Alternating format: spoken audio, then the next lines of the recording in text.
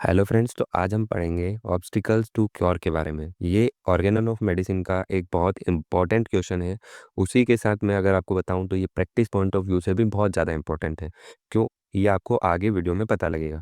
Obstacles to cure are those factors which prevent, delay और interfere with the action of indicated homeopathic remedy even when it is correctly prescribe.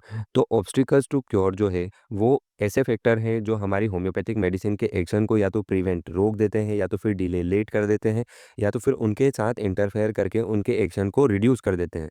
चाहे हमने homeopathic remedy सही तरीके से totality पे base करके prescribe की हो, सही पोटेंसी चूज़ की हो, सही रिपीटेशन किया हो, फिर भी वो हमारे क्योर में एक बाधा की तरह, एक रोड़े की तरह आ जाते हैं और पेशेंट की जो डिसीज़ है उसे क्योर नहीं होने देते हैं।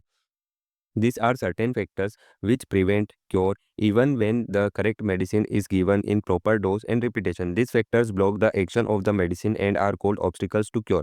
ये factors क्या करते हैं? हमारी होम्योपैथिक मेडिसिन के एक्शन को रोक देते हैं और उन्हीं को हमने क्या बोला है? ऑब्स्टिकल्स टू क्योर बोला है। Therefore a physician must identify this obstacle in every individual case and remove them to achieve permanent cure. इसीलिए एक फिजिशियन, एक डॉक्टर को हमेशा इन ऑब्स्टिकल्स को आइडेंटिफाई करना चाहिए और उनको हर इंडिविजुअल केस में हटाना चाहिए, तभी जाके हम परमानेंट क्योर कर पाएंगे। The obstacles to cure are mainly of the following types. Obstacles to cure जो है वो मेनली कितने टाइप के होते हैं? 3 टाइप के होते हैं। कौन कौन से होते हैं? एक तो एक्साइटिंग और मेंटेनिंग कोज, एक मियाज़मेटिक कोज, एक पैथोलॉजिकल कोज। एक्साइटिंग और maintaining cause, these are external or internal factors that excite or maintain the disease state, such as faulty diet, poor hygiene, bad habits और अनहाइजीनिक सराउंडिंग्स।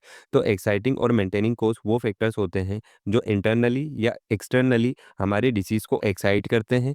ठीक है, वो external factors भी हो सकते हैं, इंटरनल फैक्टर्स भी हो सकते हैं। जो हमारी डिसीज़ को एक्साइट करते हैं मतलब कि स्टार्ट करते हैं और उन डिसीज़ को मेंटेन करके रखते हैं। जैसे कि फॉल्टी डाइट, अगर किसी को डायरिया है और वो खाना तीखा खा रहा है, कंटामिनेटेड खाना खा रहा है, तो उसको डायरिया होगा ही होगा। अगर किसी को स्किन रिलेटेड डिसऑर्डर है और वो अनहाइजीनिक कंडीशन में रह रहा है, तो उसकी स्किन कंडीशंस जो हैं वो और ज़्यादा वर्स ही होंगी, मतलब उसकी डिसीज़ जो है वो और ज़्यादा बढ़ेगी ही बढ़ेगी।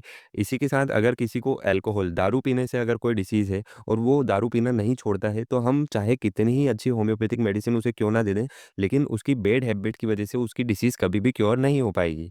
Even the best indicated homeopathic medicine will not act properly if such causes continue. अगर इन सब कोर्स को हमने नहीं हटाया, एक डॉक्टर ने इन सब कोर्स पे ध्यान नहीं दिया और उनको नहीं हटाया, तो हम डिसीज़ को कभी क्योर कर ही नहीं पाएंगे। For example, a patient with chronic diarrhoea may not improve despite correct treatment if he continues to take unsuitable food. Removal of the maintaining course is essential for lasting cure. ठीक है, तो इसमें भी वही लिखा है, अगर कोई पेशेंट हमारे पास आया जिसको लंबे समय से डायरिया था और वो डायरिया जो है हमने सही होम्योपैथिक मेडिसिन दी, सही तरीके से डोज़ दिया, सही रिपीटेशन किया, फिर भी वो उसका डायरिया ख़त्म नहीं हुआ, मतलब कि उसकी डिसीज़ जो है वो क्योर नहीं हुई।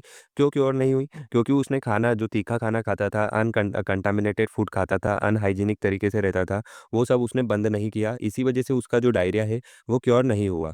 अगर हमें क्योर परमानेंट करना है और लंबे समय तक क्योर को टिकाना है, मतलब कि लंबे समय तक डिसीज़ को प्रिवेंट करके रखना है, तो हमें इन मेंटेनिंग कोर्स को हटाना ज़रूरी है। मियाज़मेटिक course. In chronic miasmatic diseases, the miasm may act as obstacles in the way of cure. Such miasms are to be treated by the indicated anti-miasmatic medicine in order to cure the case permanently. तो chronic cases में एक और हमारे पास जो बड़ा obstacle आता है उसे हम मियाज़मेटिक कोर्स कहते हैं। मियाज़्म कौन कौन से होते हैं? सोरा, सिफिलिस, साइकोसिस। अगर मियाज़्म को ट्रीट नहीं किया तो डिसीज़ बार बार आएगी या डिसीज़ अपना फॉर्म जो है वो चेंज कर देती है। परमानेंट क्योर के लिए एंटी मियाज़मेटिक ट्रीटमेंट ज़रूरी होता है। ठीक है। Pathological cause, disease is the morbid process of functioning of vital force.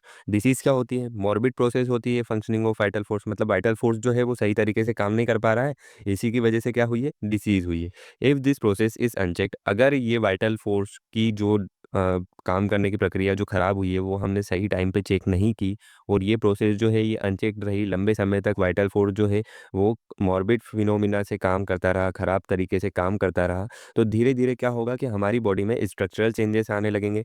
वो स्ट्रक्चरल चेंजेस जो हैं वो 2 तरीके से हो सकते हैं। एक रिवर्सिबल हो सकते हैं, जो वापस से अपनी नॉर्मल कंडीशन में आ जाएँगे। एक इरिवर्सिबल हो सकते हैं, जो वापस से अपनी नॉर्मल कंडीशन में नहीं आएँगे।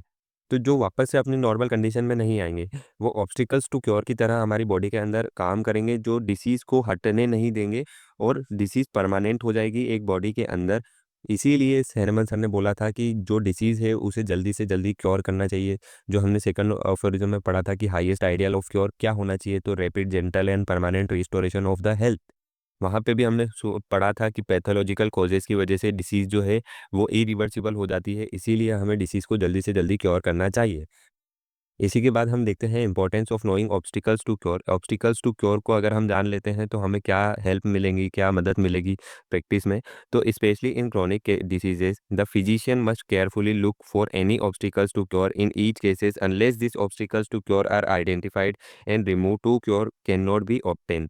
तो जो जब तक हम क्रोनिक डिसीजेज में एक फिजिशियन जो है बहुत ध्यान से ऑब्स्टिकल्स टू क्योर को किसी भी डिसीज़ के अंदर से रिमूव नहीं करेगा, तब तक उस डिसीज़ को हम क्योर नहीं कर सकते। ये हैनुमान सर ने बोला था। इसीलिए हर एक केस में हमें ऑब्स्टिकल्स टू क्योर को ढूँढना चाहिए, आइडेंटिफ़ाई करना चाहिए और उन्हें हटाना चाहिए। तभी जाके हम सही मायने में क्योर कर पाएँगे और क्योर परमानेंट तरीके से रहेगा, ठीक है? और ज़्यादा देर तक टिकेगा। अगर ये वीडियो आपको अच्छी लगी हो तो प्लीज़ हमारी वीडियो को लाइक करें, शेयर करें अपने दोस्तों के साथ, सब्सक्राइब करें हमारे चैनल को। Thank you.